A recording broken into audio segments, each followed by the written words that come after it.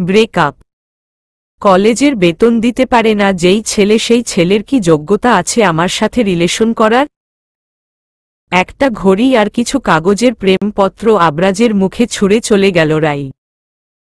3 মাস, মাত্র 3 মাস রিলেশন ছিল ওদের। মূলত রাই প্রপোজ করেছিল আবরাজকে। ছেলেটা কঠিন ধাতুতে তৈরি না হলে রাইকে অপমান করে দিত বিনা সংকোচে। হয়তো ভাগ্য বিড়ম্বনাকে আপন করেই মেয়েটাকে অপমান করেনি। কলেজের অন্যতম মেধাবী ছাত্র আবরাজ, সেই সুবাদে কলেজ থেকে অনুদান পায়। তবে প্রাইভেট কলেজ হওয়ার দরুন বেতন দিতেই হবে, সেই যত ভালো স্টুডেন্টই হোক না কেন। পার্ট টাইম জব করে নিজের খরচ চালাত ও। তবে এই মাসের বেতনটা কোনো কারণে এখনো হাতে আসেনি। এইদিকে বেতন না দেওয়ায় একটা নোটিশ আসে ওর কাছে। সেটাই যেন ওকে হাসির পাত্র করে দিল, সাথে রিলেশনের সমাপ্তিও ঘটাল। আবরাজের ধারালো ব্যক্তিত্ব আর মেধা দেখেই প্রেমের প্রস্তাব দিয়েছিল রাই। প্রথমে না করলে ও কোনো কারণে যেন রাইকে অ্যাকসেপ্ট করে নিল। তবে কল্পনাও করতে পারেনি এভাবে ভেঙে যাবে সম্পর্ক। অবশ্য ওরই ভুল ছিল। সামান্য সরকারি বেতনভোগী বাবার ছেলে হয়ে একজন উঁচু মাপের বাবার মেয়ের সাথে রিলেশনে জড়ানো উচিত হয়নি। মৃদু হাসে, মাটিতে পড়ে থাকা ঘড়িটা তুলে নেয়। খুব দামি নয়, তবে বেতন পেয়ে মাসের প্রথমে এই ঘড়িটা কিনেছিল ঢাকার বেশ জমকালো শোরুম থেকে। তবে এটাই ছিল সেই শোরুমের সবথেকে কম দামি ঘড়ি। দীর্ঘ শ্বাস ফেলে আবরাজ পকেটে পুরে নেয় ঘড়ি। চিঠিগুলো কুড়িয়ে ডাস্টবিনে ফেলে দেয়। এই নামকরা শহরে সামান্য চিঠির প্রেমের কোনো মূল্য নেই। টাকার মূল্য টাকাতেই। চিঠির সস্তা প্রেমকে আপন করা হয় না এখানে। শুধু দেখা হয় স্ট্যাটাস। কে কত বিলাসিতার মধ্যে বড় হয়। মানুষ বড় অদ্ভুত জীব। এরা টাকা ছাড়া এক পাও চলতে পারে না। ভালোবাসা নিয়ে মুখে বেশ কিছু লাইন বললে ও মনে মনে সেগুলোকে সস্তা বলে ফেলে রাখে আস্তা করে। 1 পা 2 পা করে এগিয়ে চলছে আবরাজ। চেহারায় সামান্য মলিনতা থাকবেই বা না কেন? একটু আগে যে ব্রেকআপ হলো। তবে কে বলবে এই ছেলেটার সাথে 3 মাসের প্রিয় প্রেমিকার বিচ্ছেদ ঘটেছে। ঠায় দাঁড়িয়ে আছে সে, নেই কোনো ব্যথার ছাপ। ক্যান্টিনে এসে পকেটে হাত দিল। 20 টাকা রয়েছে মাত্র। পায়ে জোর নেই একদম। বাসে করে গেলে 10 টাকা ভাড়া লাগবে। আবার না খেয়েও চলছে না শরীর। ক্যান্টিন থেকে বেরিয়ে আসে তৎক্ষণাৎ। এখানে 1 বোতল পানির মূল্যেই 20 টাকা। সর্বনিম্ন খাবারের মূল্য 30 টাকা। তাও আবার ডিম ছাড়া স্যান্ডউইচ। গলা কাটা দাম নিচ্ছে। বাইরের ছোট খাটো চায়ের দোকানে এসে বসে 10 টাকা সন্তপর্ণে পকেটে পুরে বাকি 10 টাকা দিয়ে 2 স্লাইস রুটি কিনে নেয়। খেতে মন্দ নয়, তবে টাটকা রুটিও নয়। রুটি খেয়ে টাকাটা বাড়িয়ে দেয়। পানি খাওয়া প্রয়োজন। সামান্য আশঙ্কাগ্রস্ত হয়েই বলল, মামা টাকা ছাড়া পানি হবে? লোকটি ময়লা গামছাতে হাত মুছতে মুছতে বলল, কি কন মামা, পানির জন্য আবার টাকা লমু? লন লন বৈশা খান। কৃতজ্ঞতার চোখে তাকায় ছেলেটি। টিনের গ্লাসটা তুলে নিয়ে ঢকঢক করে পানি পান করে। এই ব্যস্ত দামি শহরে থেকে ভুলেই গিয়েছিল টাকা ছাড়া ও পানি পাওয়া যায়। অবশ্য ওরই বা দোষ কিসের? আজকাল যা পরিস্থিতি। পানির গ্লাসটা দোকানদারের হাতে দিয়ে আবরাজ বলল, কৃতার্থ হলাম মামা, আল্লাহ আপনার মঙ্গল করুক। লোকটা শীতল দৃষ্টিতে তাকিয়ে রইল। মানুষ এতটা বিনয়ী হয় তা জানা ছিল না ওনার। ভাগ্য বড় অদ্ভুত। ভালো মানুষগুলোই রাস্তায় পচে মরছে, আর সমাজের নোংরা কীটগুলো হলো হাই সোসাইটির গণ্যমান্য ব্যক্তি। আসলে এরা গণ্যমান্য তো বটেই, তবে বেশিরভাগই জঘন্য ব্যক্তি। Private college and university. সরকারি কলেজ দূরে হওয়ায় প্রাইভেট কলেজ এন্ড ইউনিভার্সিটিতেই পড়াশোনা শুরু করেছিল ছেলেটা। তখন অবশ্য টাকার টানাপোড়েন ছিল না। মাথার উপর বাবা নামক ছায়া ছিলেন। না হলে এই দামের বাজারে কজন মধ্যবিত্ত সাহস করে প্রাইভেট কলেজে অ্যাডমিশন নেওয়ার? তবে বছর খানেক যেতেই কপালে দুঃখ নামক হতাশা এলো। মধ্যবিত্ত পরিবারের সেই ছেলেটা দেখতে পেল গরিব অবস্থান। বাবা নামক মানুষটির মৃত্যু ওকে সমাজকে চিনতে সাহায্য করেছে। ছোট থেকেই ধারালো আর বিনয়ী মস্তিষ্কের অধিকারী বটে। না হলে 50 লক্ষ টাকার সম্পত্তি হাতিয়ে নেওয়ার পর ও চাচার বিরুদ্ধে কোনো অভিযোগ করল না। নিঃসন্দেহে ছেলেটা শক্ত মনের একজন। রাস্তা দিয়ে হাঁটছিল, হাতে 10 টাকা। যেহেতু এখন কিছুটা সুস্থ লাগছে তাই 10 টাকা বাস ভাড়া দিয়ে লাভ কি? ঝড়ের গতিতে পাশ কাটিয়ে যায় একটি গাড়ি। পাশের নোংরা ময়লা ড্রেনের সমস্ত পানি এসে লাগে আবরাজের শরীরে। ছেলেটার কোনো প্রতিক্রিয়া নেই। অন্য কেউ হলে নিশ্চয়ই কথা শোনাত, অন্তত বিরক্তি প্রকাশ করত। গাড়ি থেকে লোকটা নেমে আসে। ইয়ং বয়সের একটি ছেলে। ওর কাছে এসে বলল, সরি, ইটস ওকে। সামান্য হেসেই কথাটা বলল আবরাজ। তবে গাড়ি থেকে নেমে আসা সুন্দরীর দিকে তাকিয়ে ভ্রুটা কুঁচকে গেল। বড় বড় চোখ করে এগিয়ে আসে রাই। ছেলেটার হাত চেপে ধরে বলল, হোয়াট হ্যাপেন বেবি? এই রাস্কেল, লো ক্লাসের ছেলের সাথে কি কথা থাকতে পারে তোমার? ওকে তুমি চেনো রাই? আসলে আমার ভুলের কারণেই ওর কাপড়টা নোংরা হয়ে গেছে। পূর্ণ দৃষ্টিতে তাকায় রাই। আবরাজের শার্ট থেকে একটু গন্ধ নাকে এসে লাগতেই নাক চেপে ধরে। চেঁচিয়ে বলে, তোমার ক্লাস কোথায় নেমে এসেছে রকি? ওর শার্টটা দেখেছ? নোংরা, তেল চিটচিটে, আর দেখেই তো বোঝা যাচ্ছে ফুটপাতের। বাট রাই। ছেলেটাকে এক প্রকার টেনেই নিয়ে গেল রাই। শক্ত মন ধারী আবরাজ মৃদু হাসল। যেই মেয়েটা দুদিন আগে ওকে জড়িয়ে ধরার বায়না করেছে কতস্তভাবে, সেই মেয়েটা আজ নোংরা বলে বিদ্রূপ করে গেল। ভাবতেই অবাক লাগে মানুষ কতটা দ্রুত বদলে যায়। অবশ্য সঙ্গী জোগাতেও টাইম লাগে না। বড়লোক আর সুন্দরী হলে তো বা হাতের খেল, আর ছেলেদের টাকা হলেই যথেষ্ট। মিনিটে মিনিটে গার্লফ্রেন্ড জুগিয়ে নিবে। পাশের রুম থেকে কাশির শব্দ কানে এসে ধরা দেয়। ছেলেটা বুঝতে পারে অরিতার ঠান্ডা লেগেছে। মেয়েটার ঠান্ডার ধাঁচ প্রচুর। একটু বৃষ্টি হলেই ঠান্ডা লেগে যায়। কম্বল মুড়ি দিয়ে শুয়ে আছে অরিতা। আদুরে হাতে বোনের মাথায় হাত রাখে আবরাজ। ঘণ্টা খানেক পরই অরিতার জন্মদিন।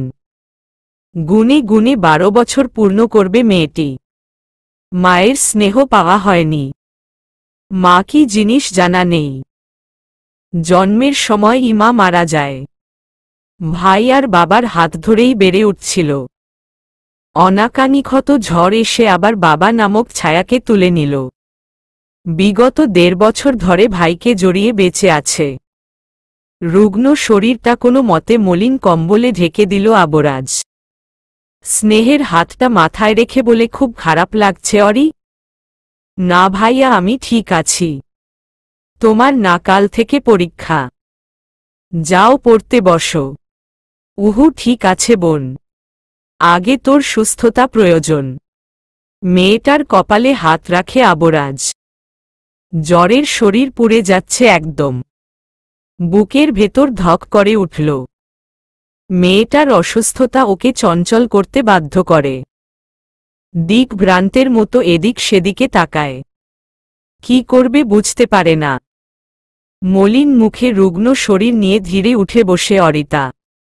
আবরাজের হাতটা মুঠো বন্দি করে বলল, আমি ঠিক আছি ভাইয়া, তুমি পড়তে বসো, না হলে অনেকটা দেরি হয়ে যাবে। তোমাকে বেস্ট রেজাল্ট করতে হবে তো। চুপ, একদম পাকা পাকা কথা বলবি না। তুই শুয়ে থাক, আমি আদা চা আর পানি নিয়ে আসছি। কপালে পানি পট্টি দিব। কিন্তু ভাইয়া। মেয়েটার কথাটা অগ্রাহ্য করে কিচেনের পথে আসলো আবরাজ। চিনির কৌটায় অবশিষ্ট 1 চামচের মতো চিনি।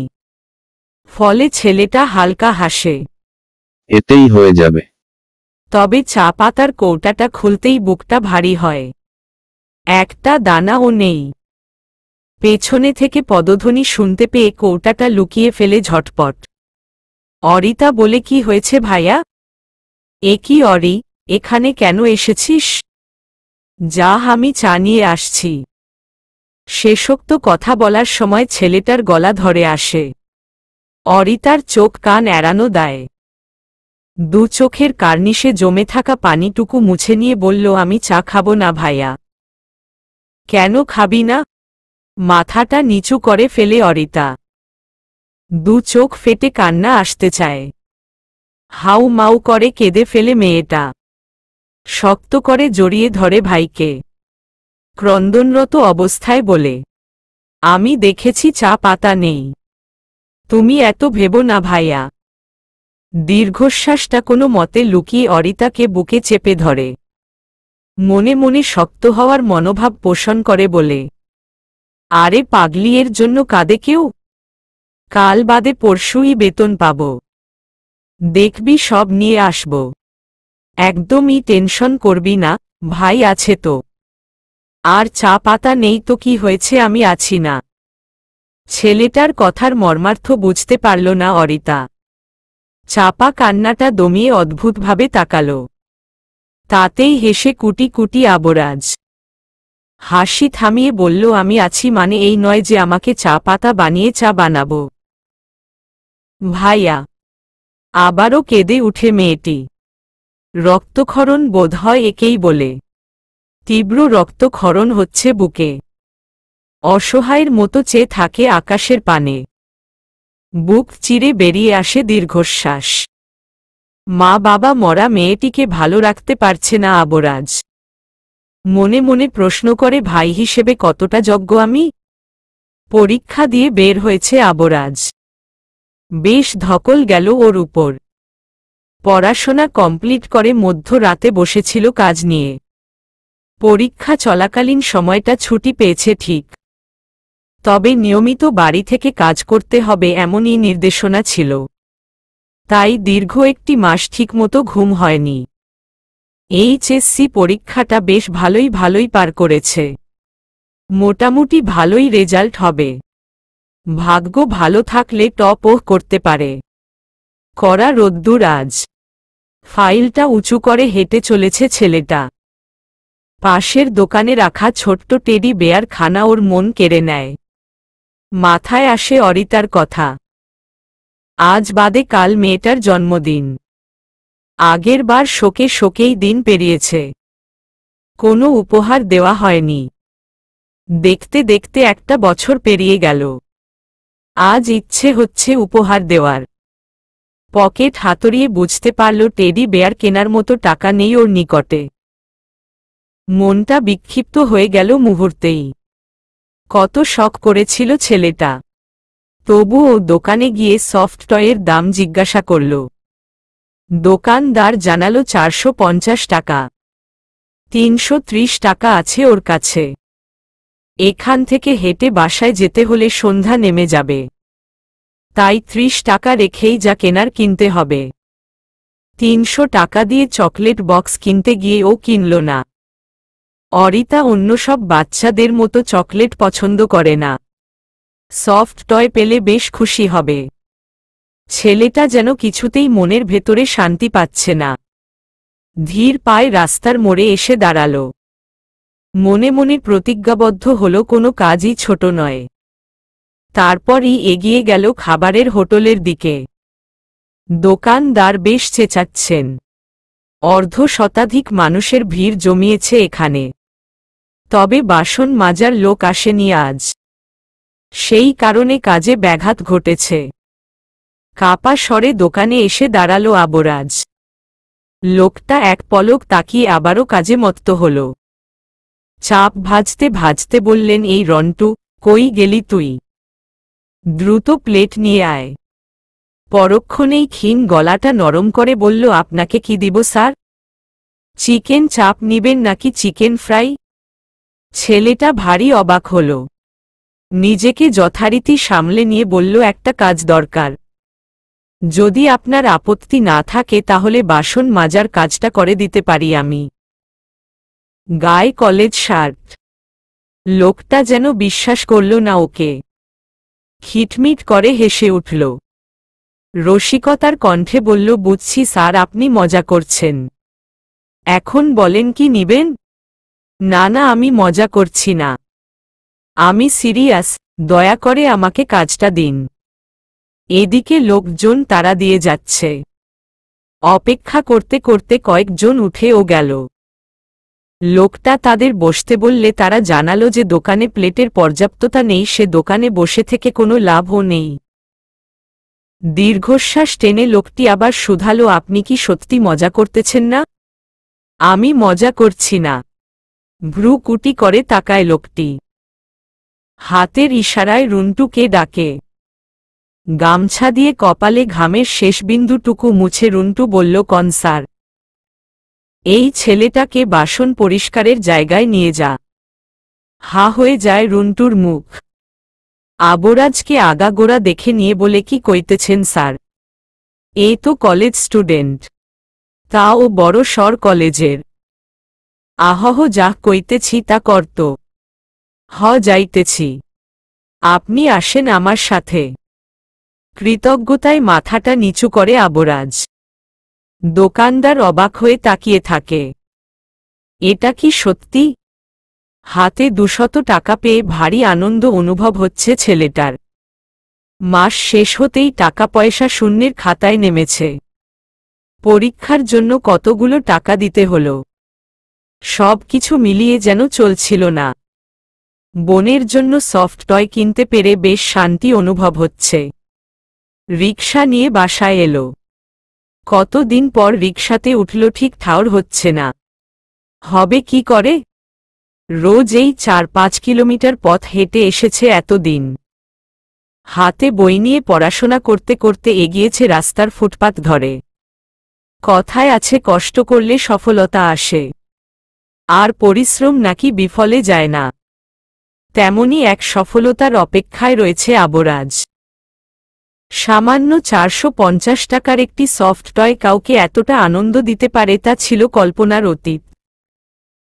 অরিতার মাথায় চুমু খায় আবরাজ। একটু আগে ঠিক 12টার সময় জন্মদিনের শুভেচ্ছা বার্তা ও সফট টয়টা উপহার দিয়েছে আবরাজ। তখন থেকে কতবার যে অরিতা থ্যাঙ্কস বলেছে জানা নেই ওর। মেয়েটার চোখ দুটো চকচক করছে এখনো। খুব ভালোবাসে ভাইকে। ঠিক তখনই ওর ছোট্ট মস্তিষ্ক জানান দিল, মাস তো শেষের দিকে। 13 বছরের এই কিশোরীর মস্তিষ্ক ও বুঝতে পারে টাকাটা ঠিক কতখানি প্রয়োজনীয় ছিল। মুহূর্তেই মুখে ভর করে এক রাশ কালো মেঘ। আবরাজ বুঝতে পারল না হঠাৎ মুখটা গোমরা করার কারণ। আদুরে কণ্ঠে বোনকে শুধালো, কি হয়েছে অরি? এটার দাম কত ভাইয়া? উপহারের দাম জিজ্ঞাসা করতে হয় না বোন। সফট টয়টা নাড়িয়ে দেখে মেয়েটা। দামটা ভেবে বলল, 4,500,000 টাকা তো হবেই। এতগুলো টাকা নষ্ট করা উচিত হলো না? নষ্ট কোথায় করলাম? এটার প্রয়োজন ছিল না ভাইয়া। তুমিই আমার কাছে যথেষ্ট। আবরাজকে জড়িয়ে ধরে অরিতা। বাবা মাকে খুব মনে পড়ছে ওর। সৃষ্টিকর্তা ওর থেকে বাবা মাকে তো তুলে নিয়েছেন, তবে ফেরেশতা রূপী ভাইকে দিয়েছেন। যেই ছেলেটা দুনিয়া তোলপাড় করা ভালোবাসা দিয়ে এত দিন ধরে আগলে রেখেছে ওকে। আকাশে অর্ধ চাঁদ। বিষণ্ণ রাত্রিটাকে উপভোগ করছে আবরাজ। পাশেই বেঘোরের ঘুমিয়ে আছে অরিতা। জন্মদিনের দিনে ও মেয়েটা চোখের পানি ঝরালো। তেমন কিছুই দিতে পারেনি ওকে। তবু ও মেয়েটা বলল, তুমি আমার পৃথিবীর সেরা ভাই। আনমনেই হেসে উঠে আবরাজ। সার্থকতা বোধ হয় একেই বলে। অন্তর থেকে স্বস্তি নেমে আসে। জীবনে কত কি হারাতে হবে জানা নেই, তবে বোন নামের প্রাপ্তিটা যেন কখনো না হারায় এই প্রার্থনাই থাকবে। পরীক্ষা শেষ হওয়াতে অনেকটা সময় পেল আবরাজ। রাস্তা দিয়ে হেঁটে যাচ্ছিল প্লেগ্রাউন্ডের দিকে। ঠিক তখনই গোলাগুলির শব্দ কানে আসে। কোনো শত্রু পক্ষ আক্রমণ করেছে। বোমা আঘাত করা হচ্ছে সর্বত্র। বুকের ভেতরটা মোচড় দিয়ে উঠল। চোখ দুটো ও কেমন ছলছল করছে। হঠাৎ করেই অরিতার কথা মনে হল। বাসায় একা রয়েছে মেয়েটা। 1 সেকেন্ড সময় ব্যয় না করে কলোনিতে এগিয়ে গেল ছেলেটা। পা যেন চলছেই না। মোটা দড়ির সাহায্যে যেন কেউ বেঁধে রেখেছে ওর পা। চারপাশে আগুনের ছড়াছড়ি। হঠাৎ করে কোনো দেশ থেকে আক্রমণ হলো আবার। মহল্লায় ঢুকতেই একটা বোমের শব্দ শুনতে পেল আবরাজ। এক পলক পিছে তাকাল। পেছনে থাকা ঘরগুলো থেকে দাউ দাউ করে আগুন জ্বলছে। চোখ দুটো ঘোলাটে হলো কেমন। শুকনো ঢোক গিলে আবার ও ছুট লাগাল। ঘরের কাছে আসা মাত্রই অনাকানিক্ষত সেই বোমটি পড়ল ওদের ঘরের কাছে। মুহূর্তেই আগুন ছড়িয়ে পড়ল পুরো ঘর জুড়ে। এক মুহূর্তের জন্য হিতাহিত জ্ঞান হারিয়ে ফেলল আবরাজ।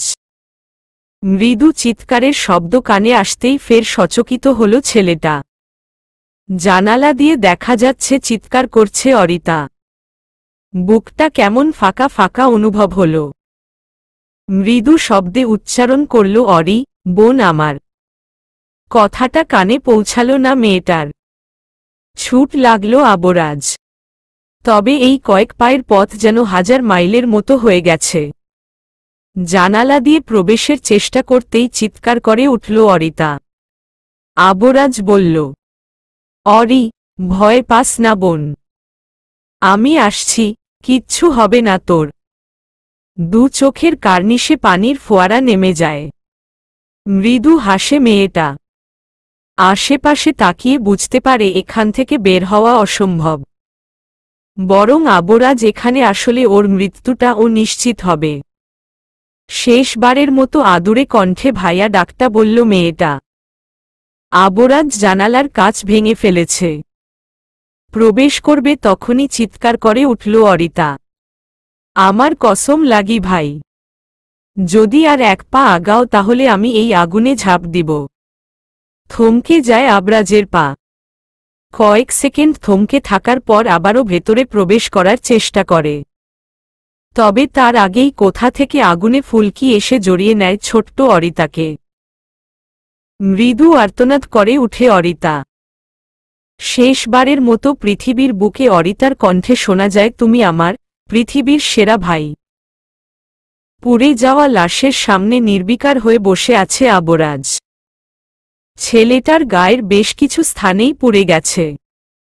তবে মজার ব্যাপার হচ্ছে কোনো ব্যথা নেই ওর। ব্যথা তো রয়েছে মনের গভীরে। প্রিয় বোনটা জ্বলন্ত কয়লা এখন। লাশ চেনার উপায় নেই। শুধু পড়ে আছে হাড়গুলো। কত সুন্দর ছিল মেয়েটি।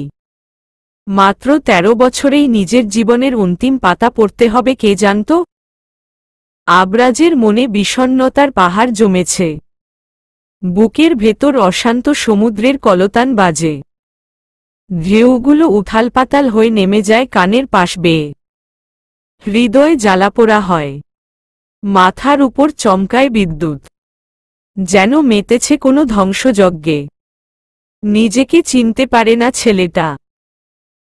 মাত্র কিছু সময়ের ব্যবধানে বদল ঘটে গেল জীবনের। শুকিয়ে যাওয়া চোখগুলো চারপাশে খোঁজ চালায়। উহু নেই কোনো চিহ্ন। যন্ত্রণায় মনের কোণ থেকে একটি শব্দ ভেসে আসে, আমি কেন আগুনে পুড়ে গেলাম না। ছেলেটা বাকশক্তি হারিয়েছে বেশ অনেকক্ষণ।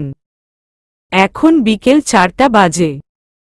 প্রায় 4টা ঘন্টা পর আগুন নিভাতে সক্ষম হলেন দমকল বাহিনী। তবে বাঁচাতে পারেনি কাউকেই। একটা প্রাণ ও রেহাই পেল না। কারণ যতক্ষণে দমকল বাহিনী পৌঁছায় ততক্ষণে ঘরের ভেতর আটকে পড়া মানুষগুলো কুচকুচে কয়লায় পরিণত হয়েছে। বলতে গেলে প্রতিটা লাশই ছিন্ন ভিন্ন। সবগুলো লাশকে একসাথে করার চেষ্টা করতেই তেতে উঠল আবরাজ। নিজের সর্বশক্তি দিয়ে হাড়গুলোকে জড়িয়ে ধরল বুকে। চারপাশে থাকা পড়া মাংসের গন্ধে অবস্থান করা যাচ্ছে না। একদম নাকে এসে বাজে গন্ধটা বুকের ভেতর অবধি ছেয়ে যাচ্ছে। আর ছেলেটা কত সহজেই জড়িয়ে নিল সেসব। একজন কর্মী লাশটার অংশ নেওয়ার জন্য হাত বাড়াতেই চেঁচিয়ে উঠল ফের। কণ্ঠে উন্মাদ, দ্বিঘিন পাগলের মতো আর্তনাদ। একদম নয়। আমার বোনকে টাচ করবে না একদম। আমার বোন, আমার অরি। সুন্দর বোনটা আমার। কোথায় গেলি তুই? বোন, কষ্ট হচ্ছে তোর? ভাইয়া আছি। এই তো আমি তোর কাছে। ছেলেটার দু চোখ বেয়ে অশ্রুর ধারা নেমেছে। গলায় কথা আটকে যাচ্ছে। ক্রন্দনরত অবস্থাতে ছেলেটাকে ভীষণ বিক্ষিপ্ত দেখায়। সুন্দর মুখখানি বেশ নেতিয়ে পড়া গোলাপের মতো রূপ বদল করেছে। জামা কাপড়ে ময়লা আর শুকিয়ে যাওয়া রক্তের ছোপ ছোপ দাগ। মেয়েটির লাশকে ছাড়বেই না কিছুতে। অথচ অবশিষ্ট নেই এক টুকরো মাংস। তবু হাড়গুলোই যেন ভীষণ আপন। কর্মীরা উপায় না পেয়ে ছেলেটাকে সরানোর চেষ্টা করল। একা না পারায় অনেকগুলো মানুষ এসে সরানোর চেষ্টা চালাল। সৃষ্টিকর্তা যেন প্রাণ ভরে সমস্ত শক্তি প্রদান করে দিয়েছে আবরাজের দেহে। কিছুতেই ছেলেটাকে সরাতে পারছে না কেউ। আর্তনাদ করে বলছে, শুধু আমি যেতে দিব না আমার বোনকে। আমার বোন আমার সাথে থাকবে। আজ আমার বোনের জন্মদিন। দিবও না যেতে। অরি, আছি আমি, তোর ভাই। না পেরে একজন পুলিশ কর্মকর্তা ছেলেটার পিঠে লাঠি দিয়ে আঘাত করল। তবু ও পারছে না ছাড়াতে। বা হাতে আঘাত পড়তেই ছেলেটার হাত ফসকে এলো। চিৎকার করে বলতে লাগলো, আমি তোকে বাঁচাতে পারলাম না বোন। পৃথিবীর সেরা ভাই হতে পারলাম না আমি। পারলাম না তোকে বাঁচাতে। আমি কি করে থাকব? এই দুঃখ যে আজন্মকালে ও সইবে না। আমি বাজে ভাই, খুব বাজে। কাঁদতে কাঁদতে মাটিতে লুটিয়ে পড়েছে আবরাজ। চোখ দুটো জলে ভরা কোনো বিল যেন। সমস্ত মেঘেরা বাসা বেঁধেছে ওর দু চোখে। অরিতার মুখ ভাসছে শুধু। কোনো মেঘের দেশ থেকে ভেসে আসবে কি অরিতার খিলখিল হাসি? নাকি এভাবেই শেষ হবে অরিতা নামের মেয়েটি? আবরাজ চোখ বন্ধ করার আগে ফের একটাই শব্দ কানে আসলো, আমার পৃথিবীর সেরা ভাই তুমি। ৮ দিন পর পূর্ণ জ্ঞান ফিরল আবরাজের।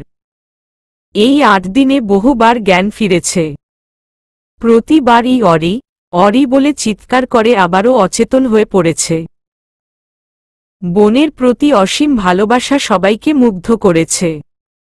তবে হায় যন্ত্রণা, কখনো কি লাঘব হয়? মাথা চেপে ধরে আবরাজ। কেমন ভারী ভারী মনে হয়। প্রচণ্ড ব্যথায় ঘাড় নাড়ানো যাচ্ছে না। মনে হচ্ছে কোনো শক্তপোক্ত ঝোলা চাপিয়ে দিয়েছে কেউ। ঘাড় যেন এখনই বেঁকে যাবে। ডান হাতটা বেডশিটের সাথে ঘষা লাগতেই আহ বলে আর্তনাদ করে উঠল ছেলেটা। অনেকটা পুড়ে গেছে। ছেলেটার আর্তনাদ শুনে ছুটে আসেন নার্স। বিগত দিনগুলোতে বেশ পাগলামি করেছে আবরাজ। সেই কারণেই নার্স ভয় পেয়ে যান। বিলম্ব না করে ছুটে যান ডাক্তারের কাছে। কয়েক মুহূর্তেই সাথে নিয়ে আসেন দুজন স্টাফকে। তবে আজ পাগলামি করল না আবরাজ। কেমন যেন হয়ে গেছে। দেহে শক্তি নেই বললেই চলে। থাকবেই বা কেমন করে? স্যালাইনের মাধ্যমে বেঁচে আছে। মৃদু ঘাড় ঘুরিয়ে দেখে কয়েক জোড়া চোখ তাকিয়ে আছে ওর দিকে। ছেলেটা বোঝার চেষ্টা করে বিষয়টা, তবে ঠিক ঠাউর করতে পারে না। আশেপাশে তাকিয়ে বুঝতে পারল এটা হসপিটাল।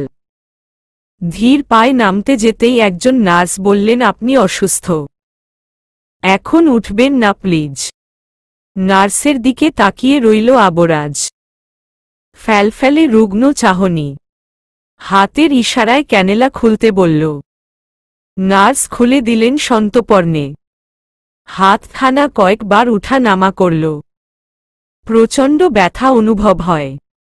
হাত বোধ হয় অবশ হয়ে রয়েছে। 3 ঘন্টা পর নিজের অতীতকে মনে নিয়ে আসতে সক্ষম হয়। নিজ ব্যক্তিত্বকে ফিরে পেলে ও আবেগ আর অনুভূতিকে লুকাতে অক্ষম। ডুকরে কেঁদে উঠল পুরো হসপিটালের সম্মুখে। একজন ডাক্তার ছেলেটার মাথায় হাত বুলিয়ে বললেন, শান্ত হও বাবা, শান্ত হও। স্যার, আমার বোন, মাত্র 13 বছর ওর। জন্মদিন ছিল সেদিন। মেয়েটা একা করে চলে গেল। কেউ নেই আমার। এই পৃথিবীর বুকে আমি একা। মূল্যহীন আমার বেঁচে থাকা। চুল মুঠোতে এনে ধপ করে বসে পড়ল। বেশ কিছু সান্ত্বনার বাণী শুনতে হলো ওকে। তবে সান্ত্বনাতে কি জীবন চলে? পোড়া বাড়ির কাছে এসে দাঁড়ালো আবরাজ। হায়রে মানুষ! বিধ্বস্ত বাসাটা দেখে মৃদু হাসল। এই বাসাতে জড়িয়েছিল ওর পুরো পরিবারের স্মৃতি। শেষ সম্বল যাকে বলে। সরকারের থেকে সামান্য কিছু টাকা প্রদান করা হয়েছে ঘরের ক্ষতিপূরণ হিসেবে। টাকাগুলোর দিকে তাকালো। জীবন কতটা অদ্ভুত, তাই না? থেকে এখনো আর্তনাদ শোনা যাচ্ছে। কেউ কেউ পরিবারের মানুষ হারিয়ে, কেউ বা ঘর বাড়ি হারিয়ে। চাপা আর্তনাদগুলো এই ভরা সন্ধ্যাতে অশরীর চিৎকার মনে হচ্ছে। কয়েকটা পুরনো ল্যাম্পপোস্টের আলোতে চিকচিক করছে রাস্তা। সে পথ ধরেই হেঁটে চলেছে ছেলেটা। প্রাণহীন দেহ আর এলেবেলে মস্তিষ্ক। হাঁটতে হাঁটতে পায়ের মাঝে কিছু একটা ঠেকে যায়। মাথাটা নিচু করে দেখে খবরের কাগজ। কাগজটা এড়িয়ে যেতে গিয়ে ও পারল না। কারণ এর হেডলাইনই ঝলমল করছে সেদিনের সেই ঘটনা। না চাইতে 2 চোখ ভরে উঠল। কাপা হাতে খবরের কাগজটা তুলল। বড্ড যন্ত্রণা হচ্ছে। বুক যেন চিরে যাবে। আলগোছে পকেটে তুলে নিল কাগজটা। পথিমধ্যে আবারও থমকে গেল। গুটি কয়েক মানুষের আওয়াজ কানে আসছে। একটি কথা ছিল, এমন টাকাটা পাইছিস? আমাদের কাজ এবার পরের কলোনিতে বোমা আঘাত করা। প্রবাস থেকে খবর আসছে, হেলিকপ্টার দিয়া বোমা আঘাত করাই আন্তর্জাতিক অঙ্গনে মামলা হয়েছে। এবার দেশের অভ্যন্তরীণ মশলা পাতিতেই যা করার করতে হইব। লোকগুলোর কণ্ঠে সতর্কতা। আবরাজের 2 চোখে জ্বলন্ত দাবানল। রক্তচক্ষু দুটোতে হালকা পানির মালা। দেশদ্রোহী এই হারামির জাতের জন্যই এতগুলো প্রাণ চলে গেল। শরীরে তেমন শক্তি নেই। তবুও পিছু নিয়ে এগিয়ে গেল ছেলেটা। হাতে মোটা শক্ত পাইপ। আবরাজের দিকে তাকিয়ে লোকগুলো বলল, ওই কে তুই? কুত্তার বাচ্চা, দেশে থেকে দেশের ক্ষতি করিস। দেশদ্রোহী মীর জাফর। কথার মাঝেই পাইপ দিয়ে একজনের গায়ে আঘাত করে বসল ছেলেটা। রেগে গিয়ে সবাই মিলে চেপে ধরে আবরাজকে। ছেলেটা এতগুলো লোকের সাথে পেরে উঠে না। মাথায় আঘাত পড়তেই লুটিয়ে পড়ে মাটিতে। পুলিশের গাড়ির শব্দ আসতেই লোকগুলো পালাতে লাগল। ফুটবল রক্তাক্ত শরীর নিয়েও আবরাজ বলতে লাগল, মির্জাফরের বাচ্চা, দেশদ্রোহী, ছাড়ব না তদের। পুলিশগুলো ওকে উঠাল। টলমল শরীর নিয়ে ইশারা করল আবরাজ। কয়েকজন পুলিশ সেই দিকে চলে গেছে। একজন কর্মকর্তা ঘন ঘন শ্বাস ফেলে বললেন, কারা ছিল ওরা? দেশদ্রোহী। ছেলেটার গায়ে 2টো ইঞ্জেকশন পুশ করা হয়েছে। এমনিতেই অসুস্থ, তারপর আবার আঘাত পেয়েছে। শরীরে শক্তি নেই একদম। বড় কর্মকর্তারা এসেছেন আবরাজের সাথে দেখা করতে। ছেলেটা মুখে কুলু পেটে রয়েছে। ওর ধারালো মস্তিষ্ক অনেক কিছুই বুঝতে পারে। এদেশে এখনো কিছু দেশদ্রোহী রয়েছে, যারা অভ্যন্তরীণ উপায়ে দেশের ক্ষতি করে যাচ্ছে। অন্য দেশের সাথে হাত মিলিয়ে দেশে লুটপাট করছে। তাই কাউকে বিশ্বাস করা ঠিক নয়। অফিসার আবুল বললেন, সৈয়দ আবরাজ, তোমার নাম তাই তো? দুদিকে মাথা কাত করে সম্মতি জানালো আবরাজ। আবুল দীর্ঘশ্বাস ফেললেন। বয়স 50 পেরিয়েছে। ছেলেটার পাশে এসে বসলেন তিনি। সিগারেট জ্বালালেন ওর সামনেই। এক টান দিয়ে অফার করলেন সিগারেট খাওয়ার জন্য। হাতটা উঠিয়ে না বলল আবরাজ। দুর্ভেদ্য হাসলেন আবুল। সময় নিয়ে সিগারেটটা শেষ করলেন। খুব যত্নে ফিল্টার ফেললেন। সবটাই তীক্ষ্ণ চোখে দেখল আবরাজ। যাওয়ার পূর্বে ভদ্রলোক ছেলেটার মাথায় স্পর্শ করলেন। অবাক হতে হলো ওকে। হাত সরিয়ে মৃদু হাসলেন আবুল। জীবন অনেক বড়। সার্থকতা কি জানো? প্রেম, ভালোবাসা। সেটা পরিবারের প্রতিই হোক কিংবা দেশপ্রেম। নিজের দেশকে যে ব্যক্তি ভালোবাসে তাকে আল্লাহও পছন্দ করেন। তোমার জীবনে আপন বলতে এই দেশটাই রয়েছে। নিজের জীবনের পরবর্তী ধাপটুকু দেশের সাথে জোড়ার চেষ্টা করো। লোকটা দরজার কাছে এসে আবারও ফিরে এলেন। এখনও অবাক চোখে তাকিয়ে আছে আবরাজ। পকেট থেকে কার্ড বের করে ওর হাতে গুজে দিলেন তিনি। আশ্বস্ত করতে বললেন, যে কোনো প্রয়োজনে আমার শরণাপন্ন হবে। আমি তোমাকে সাহায্য করব ইনশাআল্লাহ। পারলে আমার কথাটা মাথায় রেখো। তোমার ভেতরে আমি আগুন দেখেছি। পারবে, তুমিই পারবে এ দেশের কিছু অভ্যন্তরীণ শত্রুকে শেষ করে দিতে। প্রতিদিন সন্ধ্যার পর গল্প আসবে ইনশাআল্লাহ। সাধ্যমতো রেসপন্স করার অনুরোধ। এইচএসসি রেজাল্ট প্রদান করা হয়েছে। সর্বোচ্চ নাম্বার পেয়ে পাস করেছে আবরাজ। ছেলেটা খুশি হবে নাকি দুঃখী হবে ঠিক বুঝতে পারছে না। অরিতা সবসময় বলতো ওর ভাইকে বেস্ট রেজাল্ট করতে হবে। তেমনই রেজাল্ট করেছে ছেলেটা। তবে সে সংবাদ অরিতার কানে পৌঁছাল না। বেশ মনকষ্ট নিয়ে একগুচ্ছ বেলি ফুল কিনে নিল ছেলেটি। অরিতাকে গণকবর দেওয়া হয়েছে। কবরস্থানের কাছে আসতেই মৃদু শিরশির বাতাস এসে ওকে স্পর্শ করে গেল।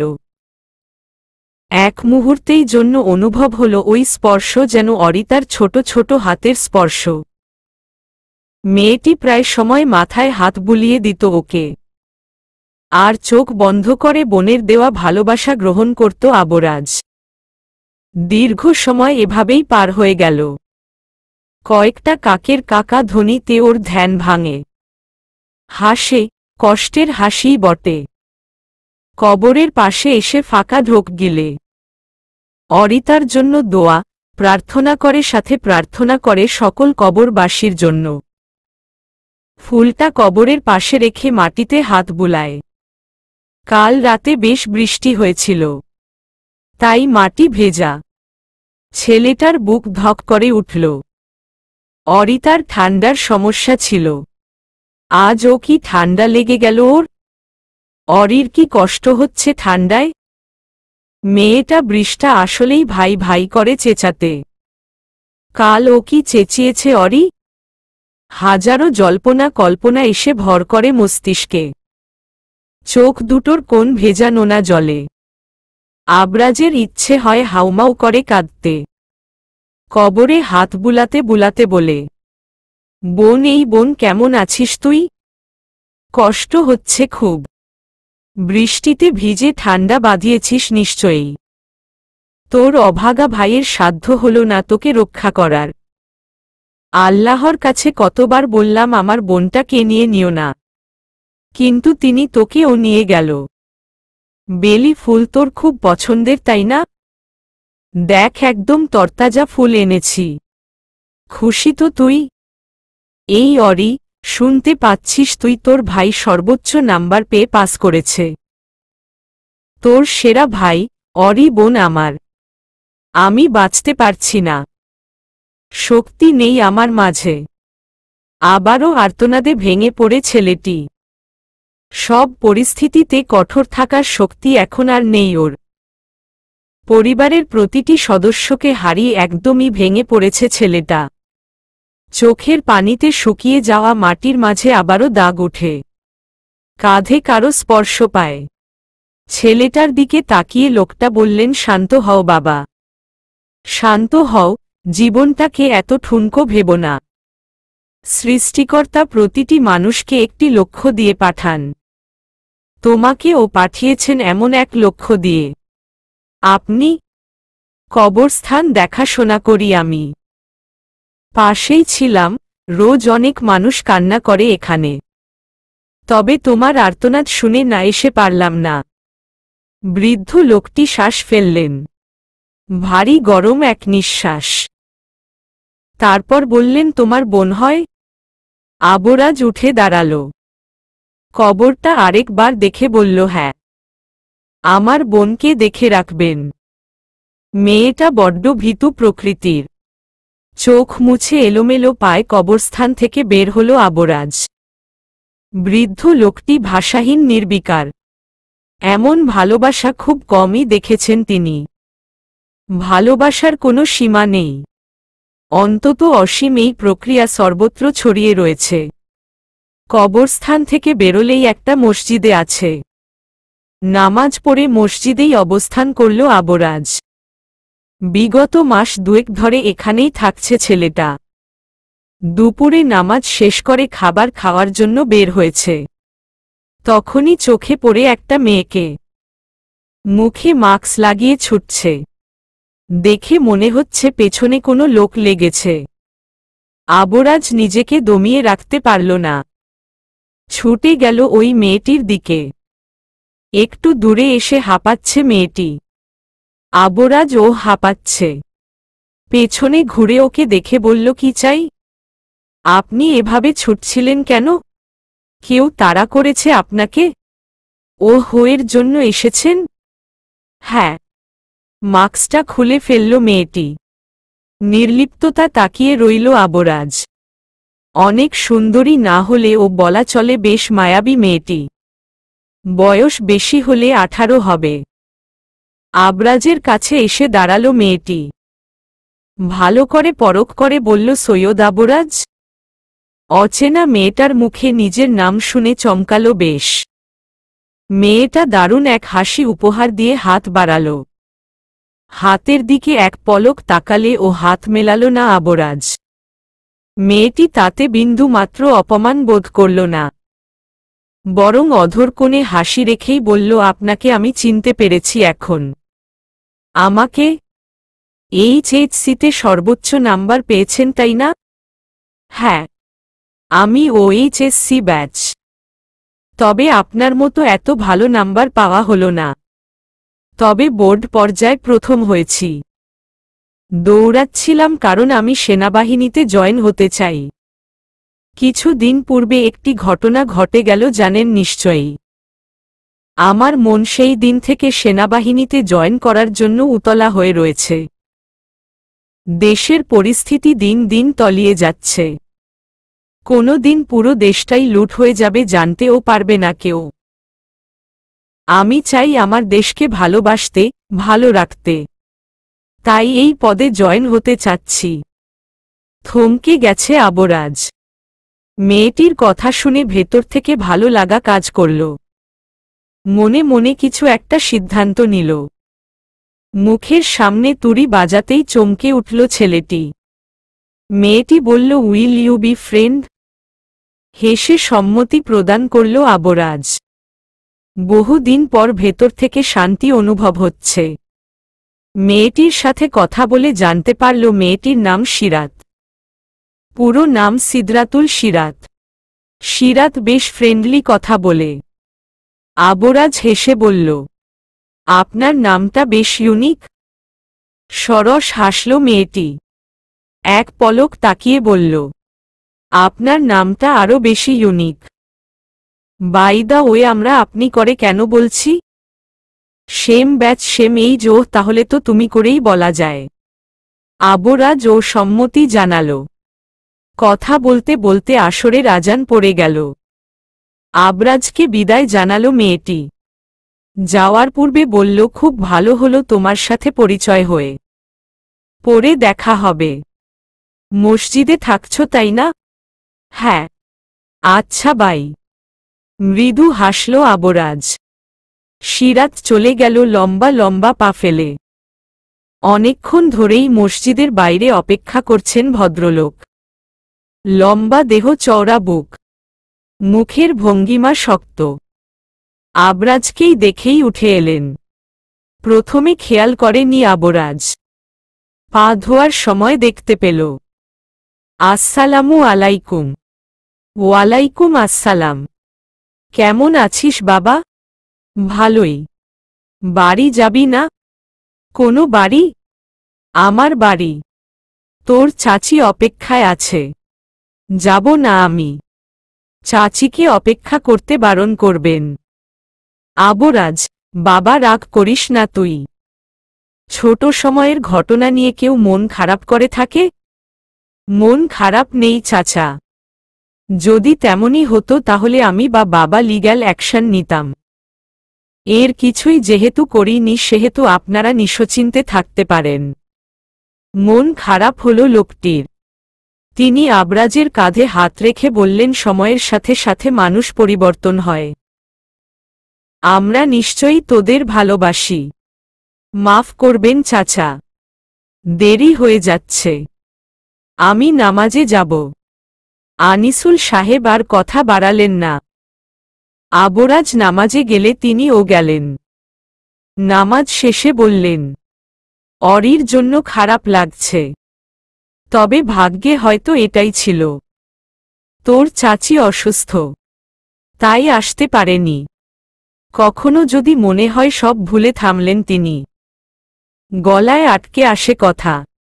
আবরাজ মৌন রইল।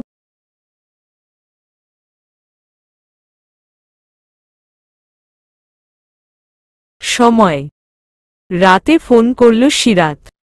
ঘুমাচ্ছিলে তুমি? না, আমার কিছু জানার ছিল। কোনো বিষয়ে? তোমার নানা বাড়ির বিষয়ে। কেউ নেই। সিরাত বুঝল এ বিষয়ে কথা বলার উপযুক্ত সময় নয় এখন। তাই ফোন রেখে দিল মেয়েটি। আবরাজ আকাশে দিকে তাকিয়ে। বড় চাঁদ উঠেছে। হাসি হাসি মুখ করে তাকিয়ে আছে যেন। অরি চাঁদ দেখতে ভালোবাসত। এখনো কি চাঁদ দেখে না অরি? আগের মতো রাতের ঘুম বিসর্জন দিয়ে নির্লিপ্ততা চাহনিতে? আরেকটি বিষণ্ণ প্রহর। অরির কবরের কাছে আসলেই আবরাজের হৃদয় থমকে যায়। চোখ ফেটে কান্না আসে। কখনো কাঁদে, আবার কখনো গুমরে মোড়ে। সত্যি বলতে মানুষের জীবনের নিশ্চয়তা নেই। মাছের ঝোল ভীষণ ভালোবাসত অরি। চাহিদা বলতে তো ওইটুকুই ছিল। অন্য সব বাচ্চাদের মতো আড়ম্বর নেই ওর চাওয়ায়। খুব সাধারণ আর স্বচ্ছ। মাসের প্রথমেই বাজার থেকে বড় মাছ নিয়ে আসতেন বাবা। ভদ্রলোক জীবনে পরিশ্রম করেছেন। হয়তো আয়ের পরিমাণ অতিরিক্ত কিংবা বিলাসিতা করার মতো ছিল না, তবে সন্তানদের সমস্ত সুখ এনে দেওয়ার প্রয়াস ছিল। অন্যদিকে মায়ের রান্নার হাত অসাধারণ। চুলোর শেষ আগুনে করা মরিচ পোড়া ভর্তাও অমৃত স্বাদ দিত। যেদিন মাছের ঝোল কিংবা আবরাজের পছন্দের দেশি মুরগির ঝাল রান্না হতো, পরিবারের সবাই একসাথে খেত। মা অবশ্য খেতে চাইতেন না। তদারকি করতে চাইতেন সবার। কিন্তু ওই স্বামী সন্তানের কারণে বসতে হতো তাকে। মাঝে সাঝে তিনি বলতেন, আমি আছি বলেই একটু যত্ন করতে চাই। না থাকলে তো আর এমন যত্ন পাবি না। এমন কথাতে বেজায় রাগ দেখাতো আবরাজ। মা তখন ছেলের মাথায় হাত বুলাতেন। বলতেন এ জীবনের নিশ্চয়তা নেই, আজ নিঃশ্বাস আছে কাল নাও থাকতে পারে। অরিতা তখন জড়িয়ে ধরত মায়ের উদরে। ফ্যাচ ফ্যাচ হাসি কান্নায় শেষ হতো ওদের ভোজন। ভদ্রমহিলা সর্বদা স্মরণ করাতেন মৃত্যুর কথা। হয়তো সৃষ্টিকর্তা ওনাকে উপলব্ধি করিয়েছিলেন সময় শেষ। অরিতার কবরে হাত বুলিয়ে ফিরে এলো আবরাজ। মেয়েটার জন্য কষ্ট হয় খুব। সামান্য আধার সহ্য হতো না, যার সেই মেয়েটা এতটা মাস শুয়ে আছে আধারে। সত্যি পরিস্থিতি মানুষকে মানাতে শেখায়। পার্ট টাইম জবটা আর করছে না আবরাজ। সরকার থেকে যে ক্ষতিপূরণ দেওয়া হয়েছিল সেটা দিয়েই চলছে, তবে টাকা তো ফুরিয়ে আসে। এবার কিছু করা দরকার। খবরের কাগজ, নেট ঘেটে কিছু জব সার্কুলার বের করল। সবাই চায় এডুকেটেড পারসন। অনার্স পড়ুয়া হলেও একটা চান্স আছে। আবরাজ তো সবে এইচএসসি পাস করল। মন খারাপ হলো ছেলেটার। কিছু রেস্টুরেন্টে সার্ভিসিং জব রয়েছে, এগুলোই শেষ ভরসা। 3 দিনের মাথায় চাকরিতে জয়েন করল আবরাজ। লম্বাটে দেহ আর সুন্দর মুখাশ্রী হওয়াতে 5 স্টার হোটেলে জব পেল সে। বেতন ভালো, পড়াশোনার খরচ চালিয়েও কিছু টাকা বেঁচে যাবে। আগে হলে এই টাকা জমিয়ে রাখত আবরাজ। বড় হবে অরি, বিয়ে দিতে হবে। ধুমধাম করে মস্ত আয়োজনে শ্বশুর বাড়ি যাবে আদুরে বোনটা। কিন্তু এখন তো সেসব কিছু কল্পনাও করতে পারে না আবরাজ। রোজ বেলি ফুলের গুচ্ছ কিনে অরিতার কবরে দিবে, তারপর ও থেকে যাবে কিছু টাকা। আবরাজের অশান্ত লাগছে। টাকা কখনো সুখ হতে পারে না, তবে টাকা দিয়ে আমরা প্রায়শই সুখ কিনি। সেই সুখ ক্ষণকালের জন্য হলেও কিনি। আবরাজ ও কিনত, তবে এখন কার জন্য সুখ কিনবে? ভালো লাগছে না কিছুই। শার্টের দুটো বোতাম খুলে গাছের নিচে বসল।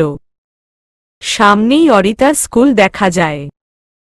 মাঠের এক প্রান্ত বরাদ্দ ছিল অরির জন্য। সর্বদা সেখানটায় বসে থাকত মেয়েটি। অন্য সব বাচ্চারা ছুটোছুটি করত আর অরি তাকিয়ে থাকত।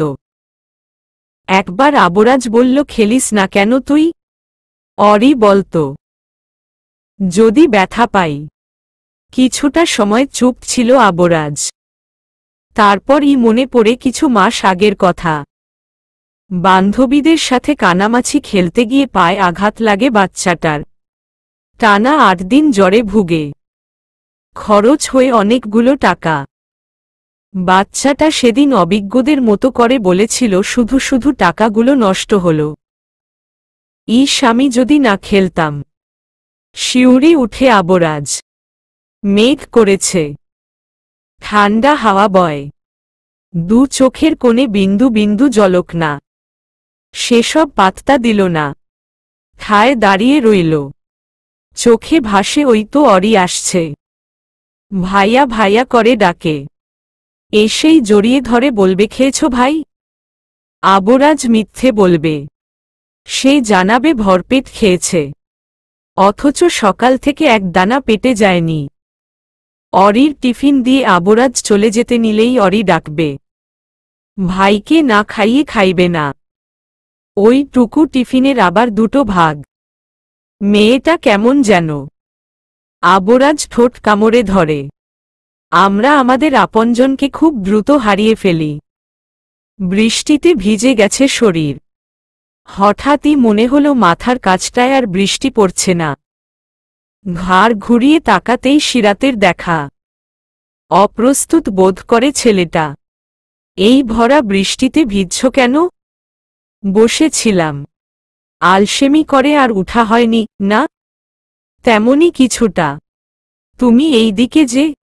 বৃষ্টির সাথে বন্ধুত্ব করছি। মানে? এই যে বৃষ্টি ঝরছে, যারা ঘরকুনো কিংবা আদুরে, এই বৃষ্টি তাদের ভীষণ অপছন্দ করে। ওরা ভিজলেই জ্বর সর্দি লেগে যাতা অবস্থা। আমি তাই বৃষ্টির সাথে বন্ধুত্ব করার চেষ্টা করছি, দেশের সুরক্ষায়, যাতে এই ঝড় বৃষ্টি আমাকে কাবু না করতে পারে। সিরাতের কথাটা ভীষণ ভালো লাগলো আবরাজের। উঠে এসে বলল, তুমি খুব সুন্দর করে কথা বলো। ভিজেই তো গেছো, চলো 1 কিলোমিটার দৌড়ানো যাক এই বৃষ্টিতে। তো ছেলেটাকে ফের কথা বলার সুযোগ না দিয়ে হাত ধরে নিল সিরাত। ছুটতে লাগলো বৃষ্টির জল মাথায় নিয়ে। কাদা পানির চপচপ শব্দ বিষণ্ণতাকে হটিয়ে ফুটিয়ে তুলল এক চিলতে হাসি। এক ভোরে উপস্থিত হলেন আনিসুল সাহেব। আবরাজ বিস্মিত। হরির মৃত্যুর পরও বাড়িটাই ফিরে যেতে চায়নি মুন। তাই মসজিদে ছিল কিছু মাস। তারপর কাছাকাছি এক রুমের বাসা নিল। আবরাজ কল্পনাও করেনি ভদ্রলোক চলে আসবেন এই অবধি। ছেলেটার মন গলে না, আরও একবার শূন্য হাতে ফিরতে হয় ওনাকে। সেদিকে তাকিয়ে দীর্ঘশ্বাস ফেলে আবরাজ নাস্তা শেষ করে চলে আসে হোটেলে। 5 স্টার হোটেল। পোশাক পরিবর্তন করতে হলো। ফরমাল ড্রেসআপে ভালোই দেখায় ওকে। সুদর্শন মুখাশ্রী আর লম্বাটে হওয়াতে অনেকেই তাকিয়ে থাকে। মনে মনে তারা আপোষস করে, ইস, ছেলেটা গরিব কেন হলো, কেন হোটেলে জব করল, কোনো এক আলিশান প্রাসাদে জন্ম নিল না কেন? খুব কি ক্ষতি হতো কোটিপতি বাবার ঘরে জন্ম নিলে? আমাদের সমাজের একটি কমন বিষয় রয়েছে, নারীর রূপ আর ছেলের টাকা, দুটোই খুব বেশি জরুরি। সেসব মেনে নিয়েই বড়লোকের সুন্দরী মেয়েগুলো চলে যায় তাদের কয়েক মুহূর্তের ভালো লাগাকে ফেলে।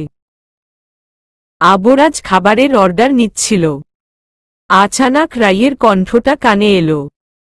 ও চাইছিল মেয়েটার মুখোমুখি না হতে, তবে লোক না থাকায় যেতে হলো।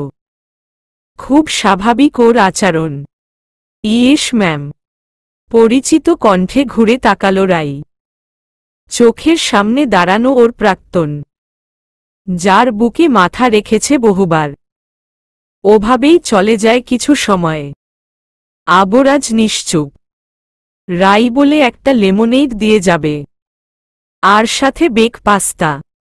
নীরবে সম্মতি জানিয়ে চলে যায় আবরাজ। ফিরে আসে খাবার নিয়ে। খাবার রাখার সময় রাই ইচ্ছে করে ফেলে দেয় খাবার। আবরাজ যেন বিহ্বল হয়ে যায়। রাই এমনটা করবে আশা করেনি। মুহূর্তেই চিল্লিয়ে ভিড় করে ফেলে রাই। ম্যানেজার আসেন। প্রথমেই আবরাজকে ধমক দেয় আর তারপর সরি বলে রাইকে। রাই ইটস ওকে বলে বসে যায়। খাবারের বাটি উঠানোর সময় আবরাজ বলে, একটা সময় ছিল যখন তুমি আমার বুকে মাথার রাখার জন্য কান্না অবধি করেছ। আমার ছোঁয়া পাওয়ার লোভে ঘণ্টার পর ঘণ্টা দাঁড়িয়ে থাকতে নোংরা নর্দমার পাশে।